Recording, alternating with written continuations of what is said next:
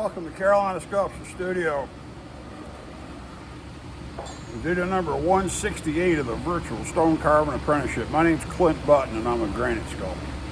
All right, this is the mystery, one of the mystery stones. We had some work that I've been getting done. I would have loved to have gone through this. This one has a lot of good detail and elements to train people with that bring together a lot of what I've talked about. You start learning how important what you don't do is. I don't really know how to say it the right way, but it's you know, there's a lot of things that you'll do carving, and I'd like to be able to show you everything, and it's a challenge because this happens so fast when you're doing it. Not necessarily the job is fast that you go in, but you're carving things and you just got to cut them, and there isn't time to stop and explain. And this is why so many of the lessons and so much of the probably stuff that isn't that exciting, this is why it's so critically important. And so but this is pretty well wrapped up. I'm just tuning it up right now. Then I'll acid wash it because there's places where I've rubbed the side of the chisel trying to get into tight areas, and so you acid wash it, because if you don't, as soon as it gets wet, it sits in the cemetery, it'll rust and it looks like junk. But this came all crated, so I'll have to wash it, clean it up. I'll acid wash it, and then I'll wash it with soap and water. I don't have to do a solvent strip on it because it didn't have any rubber on it. But I've got to clean off. Here's some red pencil, and then I've been rubbing on it while I've been doing it. But I also wanted to show part of what's been going on, since the last video. We've had some people come in terms of the apprenticeship, and they've been seeing the videos, and they want to be here, and so that can be arranged. And so it was, and we had a good visit with one young man that seems very interested. We'll see where it goes. And then had another, and he's not a young man, he's a man. I mean, he ain't a kid, but he's still got enough years that he could develop his skills and probably pay bills, earn money, whether it's his full living or not, I don't know. That's sort of up to him. But he came in and spent several days carving in the studio, and so I don't want to, I'm trying to keep the time, like I said, I don't want this just to be a blog and just show you temporal things, because my goal with this apprenticeship series is the long view, and that it isn't about an individual like me. This is about the whole big perspective. So I want to be able to capture what I can, but I also want to show y'all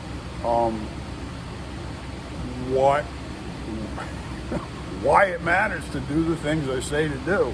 And it frustrates me greatly when I've got work like this that I looks great, but I can't show you because that's the arrangement that I've had with this customer for a long time.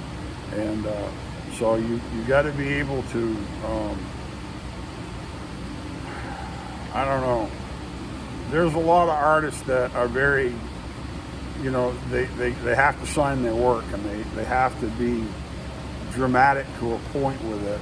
Maybe they're very dramatic in how they hide it, or they camouflage it, or that it's even if it's small, it's flamboyant enough that everybody goes, oh, that's a such and such.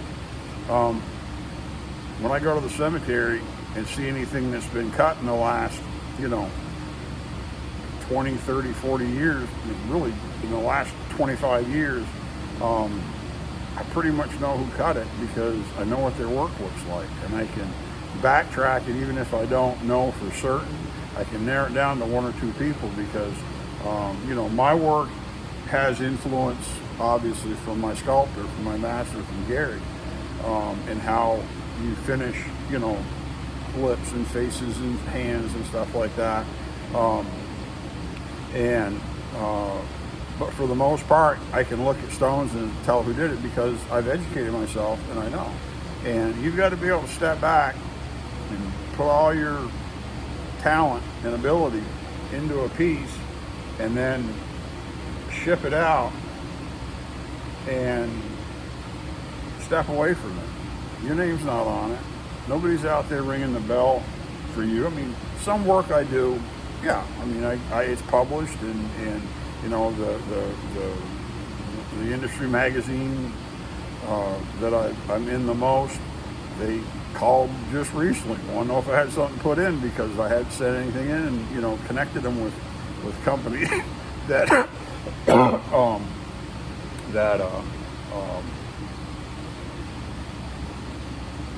I did the work for, and so the company gets the credit, and I may get a byline in there. But my goal is to make sure people understand that this level of work is still readily available, and that's the challenge. And by default, because I'm capable, and there's not a lot of other people around that can do it, I get a chance to do the work. And maybe the competition is roaring in. That's always a risk. And maybe somebody watching this video is going to get good enough to become competition for me in the near future. It takes a long time to do this well. Some people move faster than others. But when you got good customers and they just want it to be discreetly done and go away, you make it happen. What I want to show you, take you over and show you, and I'm not going to mention names on this because I don't know if this man wants his name out in the videos and stuff like this. He may say something, that's up to him, but I'm not going to make it about him because I'm trying not to make these videos about a specific person. I'm trying to make them about doing the work and doing it properly and doing it the way I was trained and the way other people that related it to me the way they were trained, so that we all end up winning. Okay, so check this out. Take a look at this stone.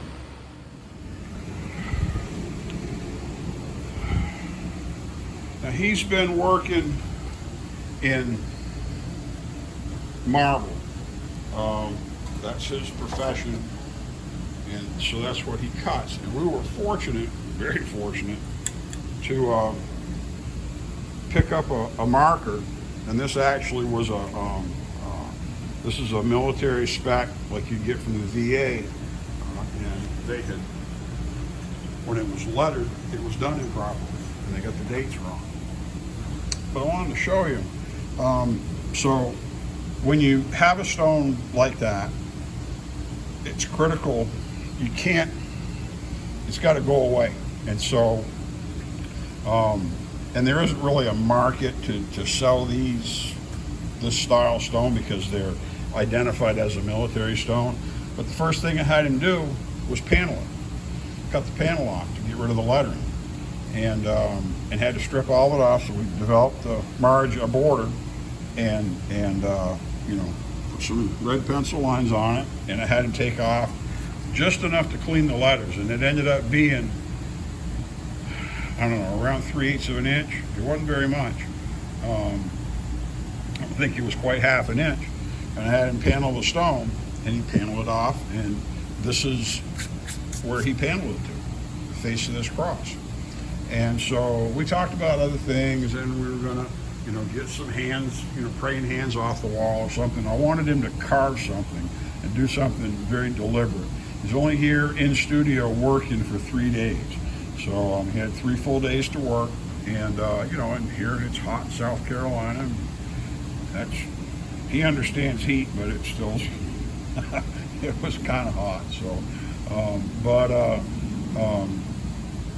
we got talking, and I suggested, you know, well, why don't you want to know about doing a cross? And I said, yeah, just push the panel back, you know, just like you just did. And because after he did this first panel, he said, wow, this is really a lot of education. He said that this turned out to be a lot better lesson than what he was thinking. I want to see if I can set the camera up here. Hang on a minute. I think this will work.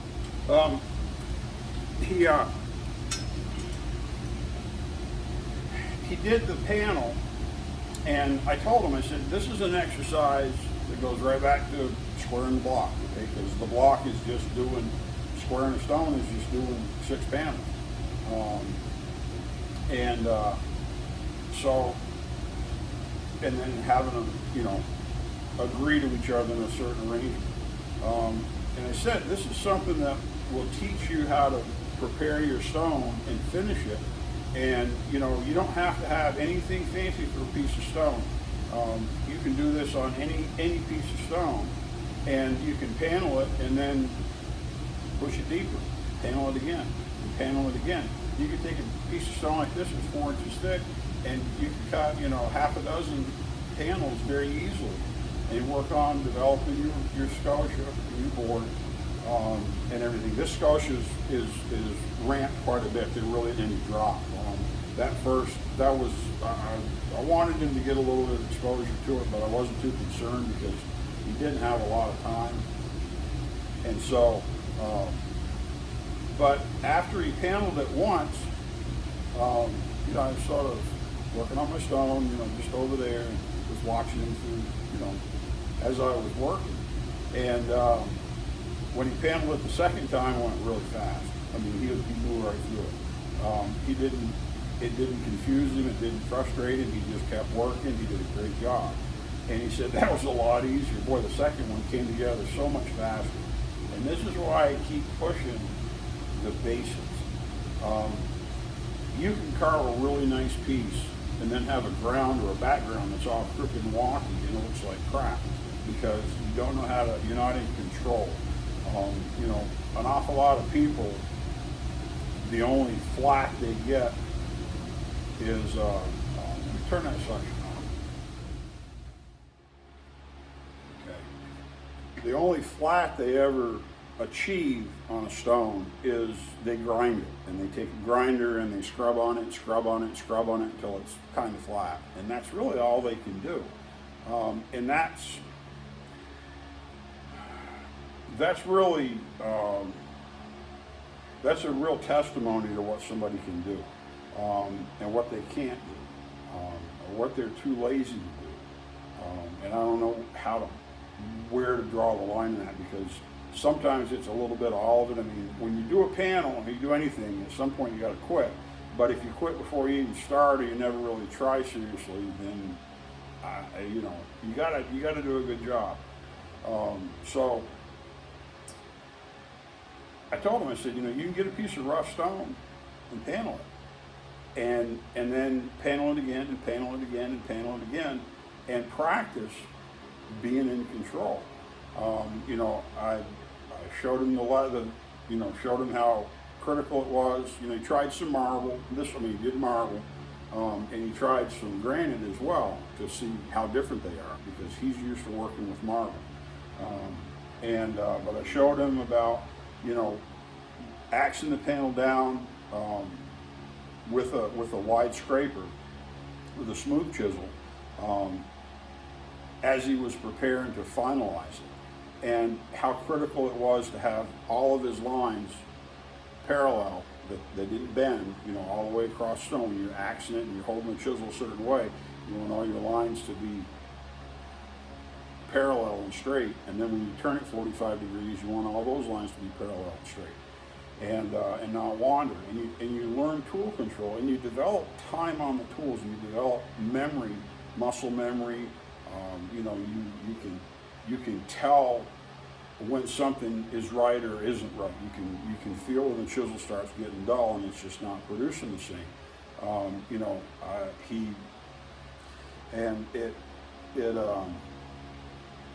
It's a great way to learn.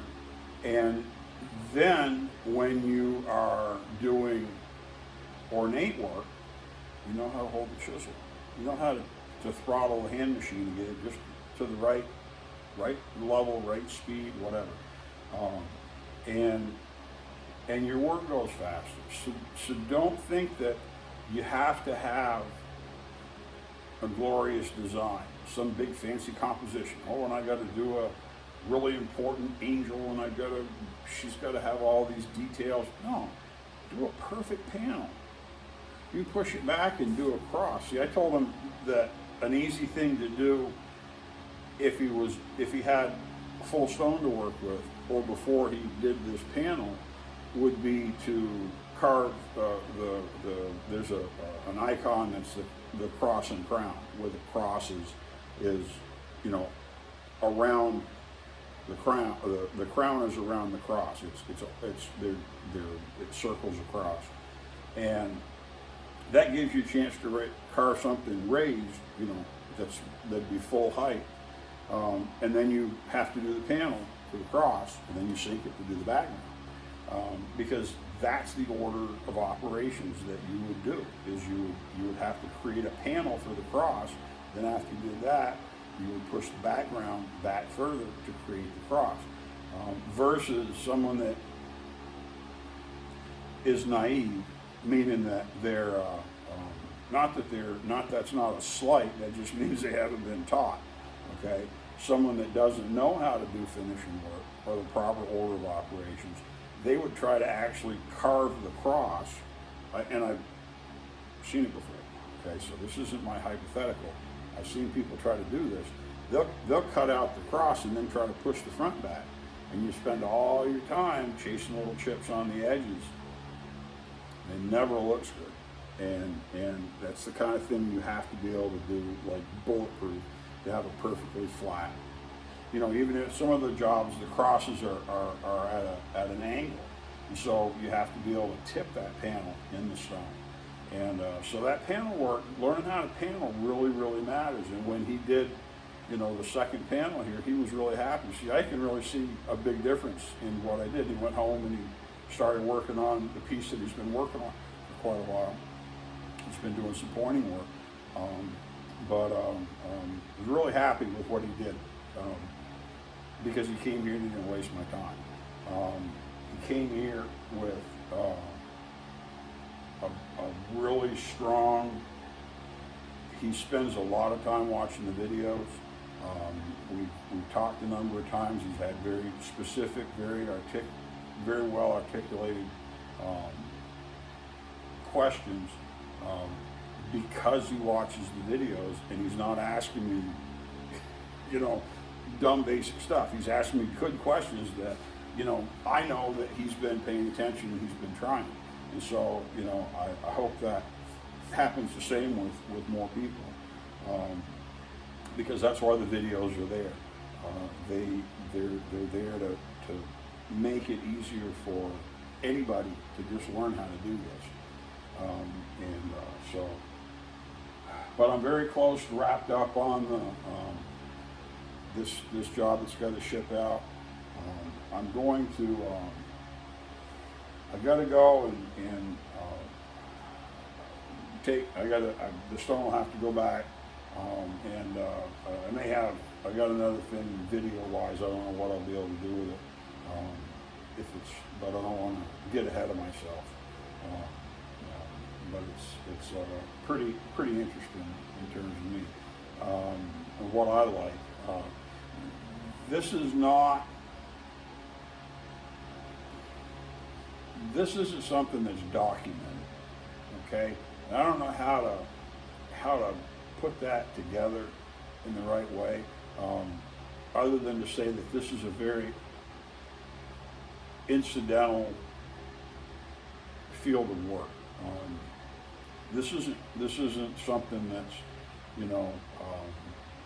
even you know, you get into sports and stuff like that, and they break everything up into, you know, the annual season and the off season and what they're doing, and everybody knows all the details and specifics of everything that's going on. You know, this work,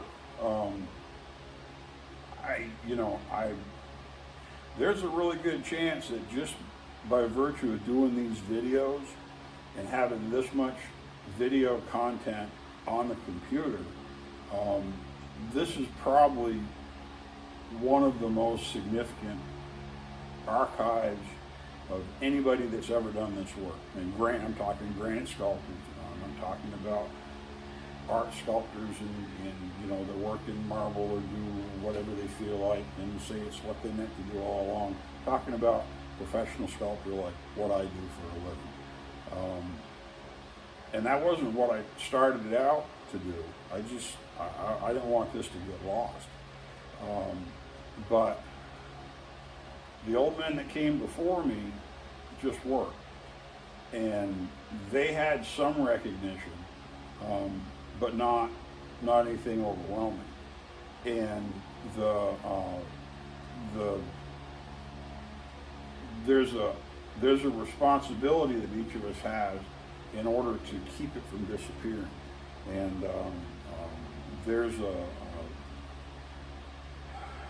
and a lot of it just kind of gets absorbed into progress. That's one reason that I wanted my studio to be separate. I wanted to be away from Barrie and away from Elberton. I wanted it to be able to be a time capsule. And this is long before I ever had any idea of doing anything like these videos. There's nothing to do with that. Back when I started this, that was still, you know, it's hard to believe that I'm old, and I'm not a 20-something year old anymore. And for all of you young people out there, it's, you know, I assume that I'm like people were, you know, a couple hundred years ago that were, you know, if I was born in 1867 instead of 1967, and I would grow up, and when the turn of the century came in 1900, I would have been 33, and all of a sudden you'd start seeing, you know, electricity and radios, and then automobiles and televisions and telephones and all this stuff that just, you had no real, you know, you really see it coming. We didn't have, even when I was starting this work, there weren't phones that had video capacity. I mean, we didn't do video. You didn't take pictures of stuff left and right and have hundreds or thousands of digital photos in your device. You know, I still had to take a roll of camera film down to the store in Barrie and get it developed a month after I took the pictures. You know, by the time it took me to use up a roll of film and spend, you know, I don't know, I don't even remember what it was, $5 a roll, pretty easy to spend $5 a roll of film, depending on how big it was, to get them developed. And then you get, whether you get double copies or just one, you know, and that's it. It's not in the computer. You can't blow it up and crop it and reverse it and change it and do all that other stuff. All that stuff still hadn't happened yet. And so it's hard to believe the ability we have now to capture information. And there's something going on now that I'm trying to, I don't know what'll happen to it. I'm going to go see. So, you know, but I don't want it to get lost because it's a pretty significant time capsule is the right word, but it's relevant to this industry. I wanted to get a video up. I didn't want people to get lost and think that this had all disappeared, or, oh my God, Button probably can't finish what he started and he wants it to just disappear. No. We're still flogging along. I can't wait. This little stone will go away.